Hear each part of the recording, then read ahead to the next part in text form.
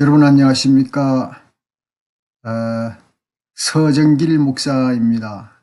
저는 신학이란 무엇인가 앨리스트 맥거레스가 펼쳐낸 책을 요약해서 여러분하고 나누고 있습니다. 여러분께서 이것을 통해서 그 신학의 여러 부분에 대해서 좀 같이 알면서 생각하기를 원합니다.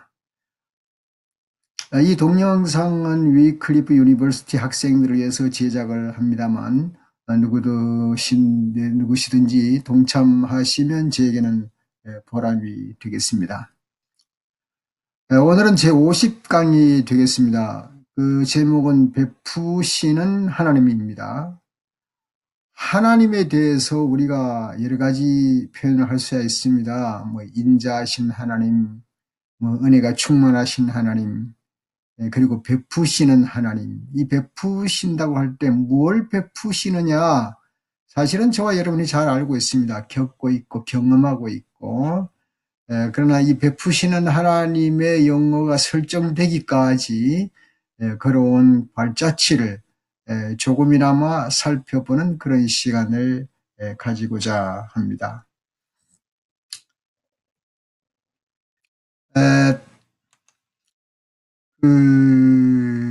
그리스도의 그 십자가 사역을 통해서 결국 우리 인간에게 그 삶의 그 존재의 대전환을 가져오게 된 것을 우리들은 경험했습니다.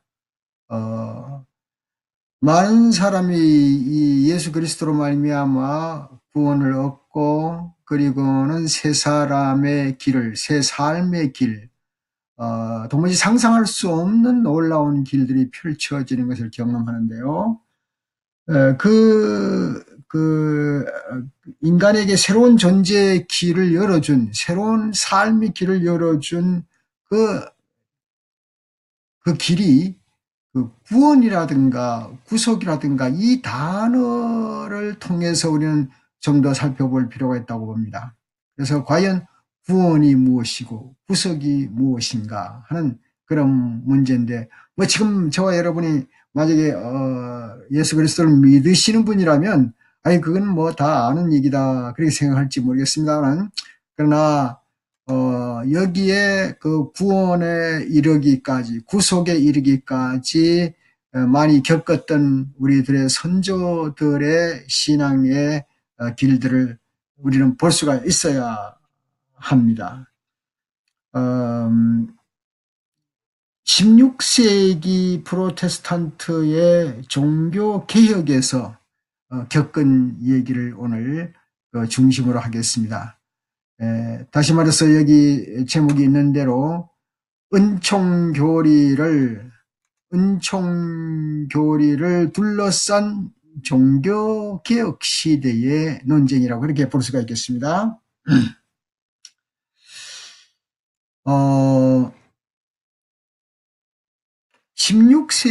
16세기에 이르러서 프로테스탄트의 종교개혁 기간에 구원을 설명하는 용어의 근본적인 교체가 이루어지게 되었습니다. 그동안의 그 아우구스티누스의 신앙의 전통에 이어받아서 많은 초기 기독교 신학자들은 말이죠, 은총에 의한 구원이라고 하는, 은총에 의한 구원. 그래서 그 하나님의 은총을 받아서, 은혜를 받아서 구원에 이르른다는 그 원칙론을 펼쳐왔는데요. 그런데 그것이 신앙에 의한 칭의라고 하는 말로 이제 그 개신교가 출범하면서 생겨진 용어라고 볼 수가 있겠습니다. 성경 에베소서 2장 5절을 보면은 허물로 죽은 우리를 그리스도와 함께 살리셨고 너희가 그 은혜로 구원을 받은 것이다. 여기에 기초한다면 그 은총에 의한 구원, 그 이상의 어떤 다른 용어 필요 없지 않나 하는 생각이 들기도 합니다. 하지만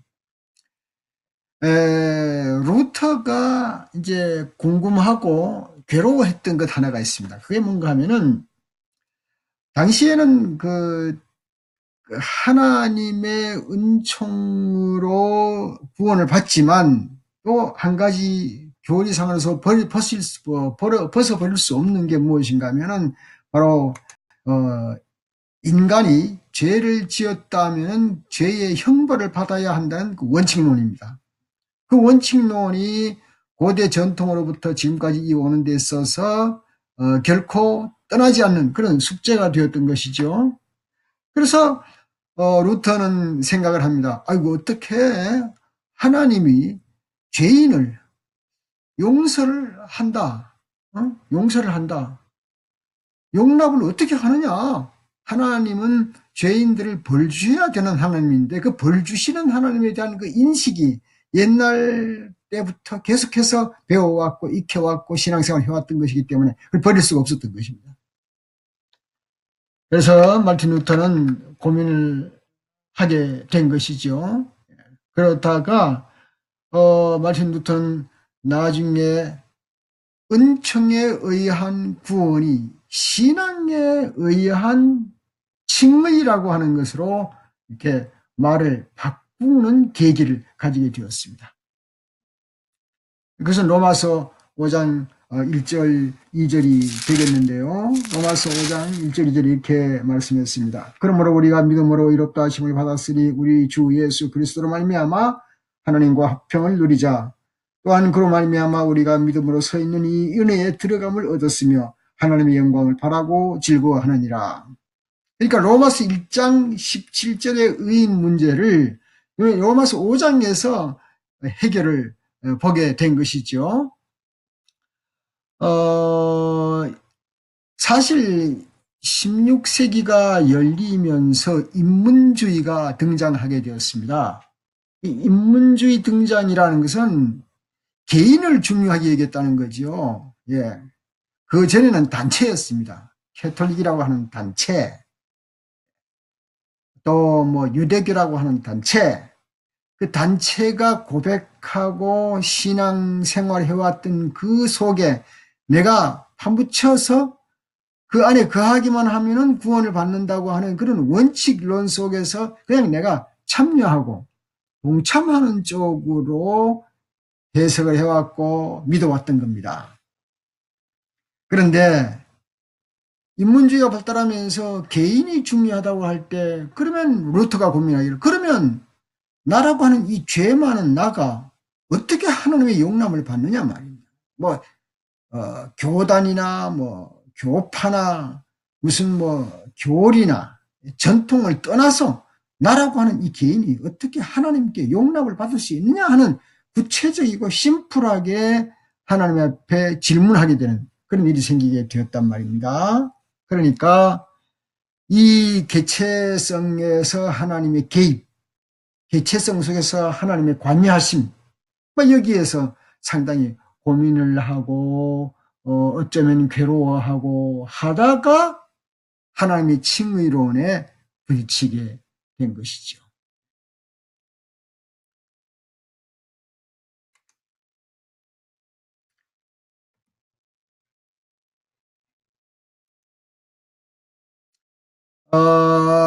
마르틴 루터가 그 1545년의 말입니다. 그 라틴어 저술인 단편, 그 자서전적인 단편이라는 책을 펴냈습니다. 이 책에, 자기는 이제, 당시 천주교와 내가 개혁하는 것이 갈라질 수밖에 없는, 서로 다름을 인정할 수밖에 없는 그런 요소를 고백하기 시작하고, 설명하기 시작합니다. 여기에 자신의 개혁에 대해서 잘 모르는 독자들에게 내가 종교개혁자로서 소명의식을 가지게 된 그 배경을 설명을 할 수밖에 없었습니다. 그런 서두에서 이제 몇 가지 얘기를 진행하다가 그러다가 이제 1519년까지 그 기간에 그 기간에 1545년에 썼지만은 옛날 1519년 그 종교개혁을 시발점했던 그 때를 이제 다시 이제 정리를 하게 되는 거죠. 계속해서 이제 루터의 얘기를 한번 나눠보십시다. 루터는 이제 자기 자신을 이렇게 고백을 합니다. 나는 로마서를 통해서 그 바울을 이해하기를 간절히 원했다. 그러나 로마서 첫 장에 나오는 복음에는 하나님의 의가 나타나서 로마서 1장 7절이죠. 복음에는 하나님의 의가 나타나서 예? 나타나서 하나님의 의가 나타나서 그 하나님의 의라고 하는 하나님의 의,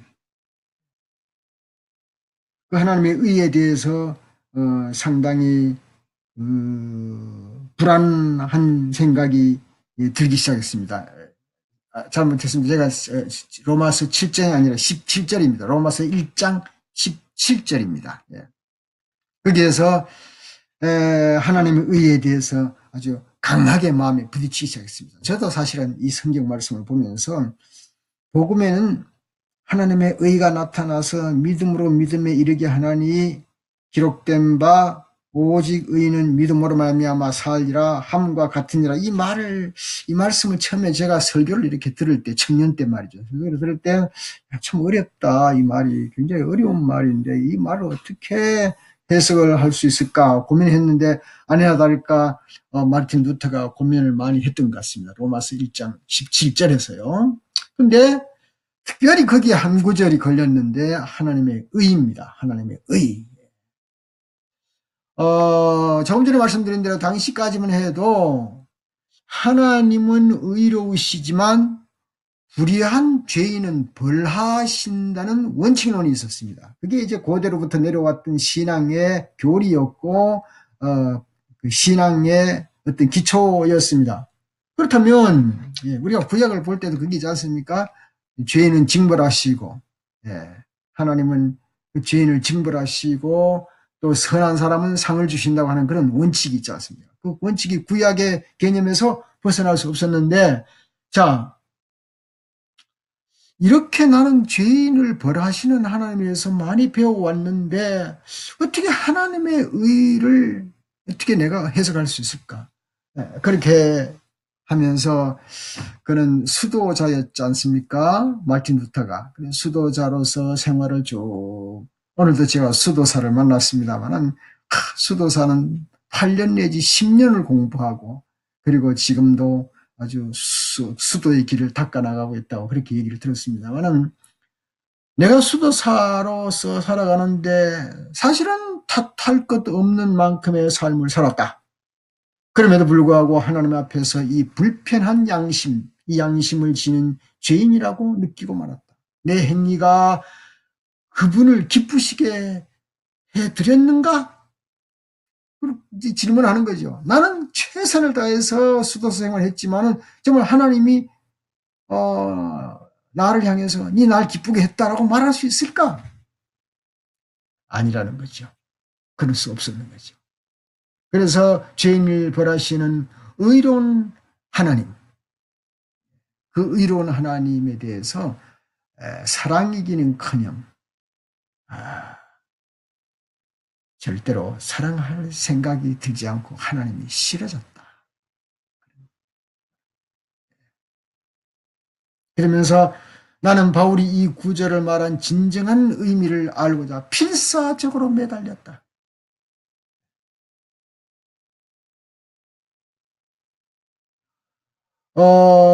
그래서 복음에는 하나님의 의가 나타나서 기록된 바 오직 의인은 믿음으로 말미암아 살리라 함과 같으니라 하는 그 말씀을 놓고 밤낮으로 묵상을 하다가 마침내 하나님의 의라는 말의 의미를 하나님의 선물에 의해서 산다라는 말로 이해를 하게 된 겁니다. 이제 그 하나님의 의가 하나님의 선물이다 하는 그 사이에는 참 간격이 있을 것 같은데 그러나 말씀 들은 거기서 깨달음이 왔던 겁니다. 하나님의 의에서 인간을 향한 하나님의 선물 이 두 가지의 거리가 그렇게 멀지 않다는 것을 아마 경험을 하고 아주 강하게 깨달고 이해된 겁니다. 그래서 하나님의 의라는 거예요. 하나님이 내게 주신 의.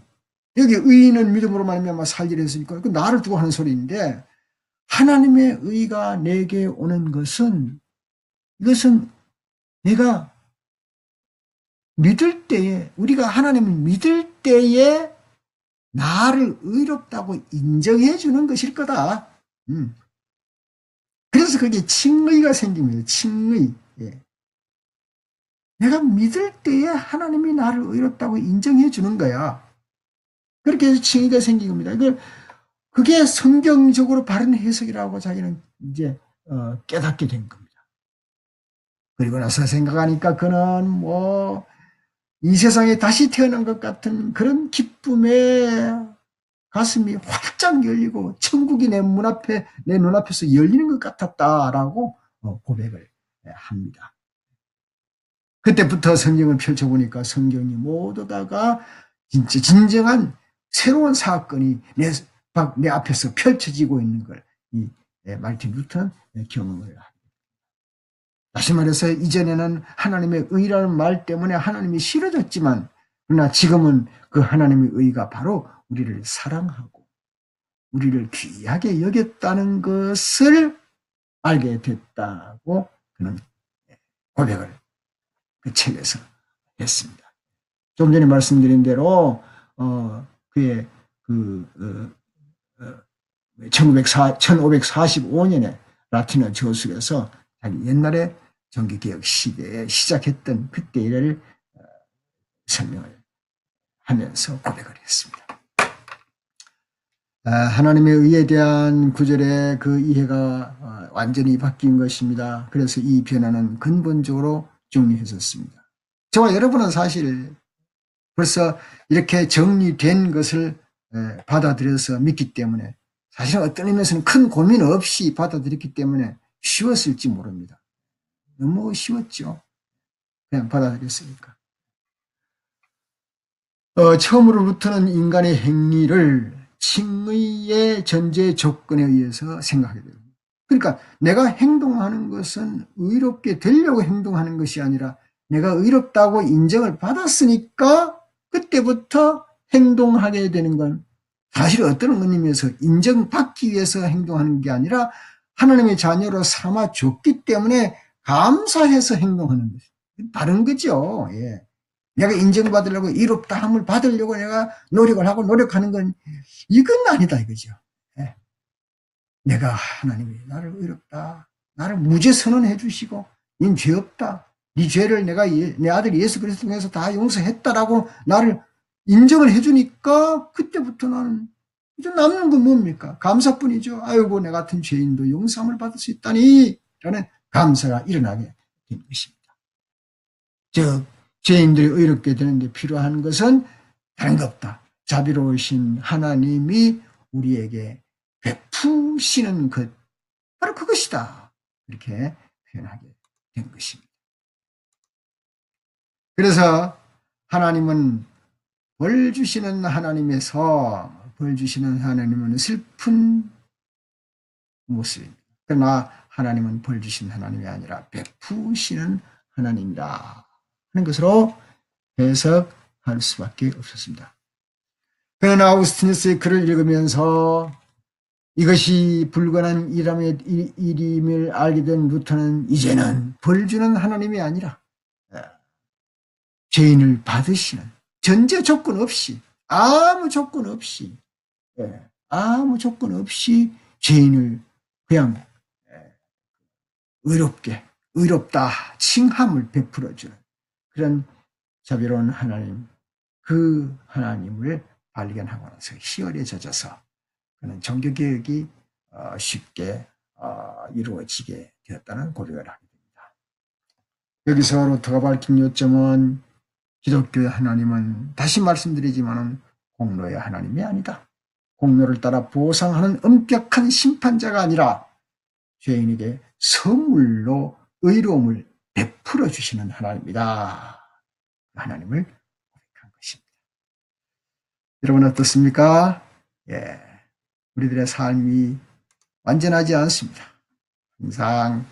항상 우리는 부족하죠. 그러나 우리의 부족함을 벌써 하나님이 덮어서 하나님의 의로 덮어주었기 때문에 우리는 그 안에서 날마다 내 속에 옛것을 버리고 새 것으로 채워나가는 성화의 과정을 가져나가는 것이 바로 베푸시는 하나님이다. 고백이 있어지게 되는 것이죠. 감사합니다. 제 50강으로 오늘은 베푸시는 하나님에 대해서 여기서 마치고 다음에 51강에서 여러분을 뵙도록 하겠습니다. 여러분 대단히 감사합니다. 안녕히 계세요. 여러분 유튜브를 제가 만드는데 내가 누구한테 들어보니까 유튜브에 그 구독을 눌러 주시면 좋겠습니다. 눌러 주시면 이게 점점 더 많은 사람의 앞에 알려지고 제가 알려진다는 게 아니라 이 복음의 내용이 알려지는 그런 사건이 생긴다는 겁니다. 구독을 눌러 주실 때에 감사합니다.